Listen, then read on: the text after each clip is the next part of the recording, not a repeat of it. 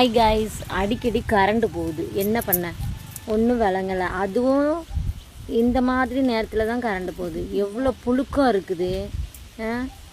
ஐயோ கடவுளே, வீட்டில் இருக்க முடியல, அவ்வளோ வெயில்.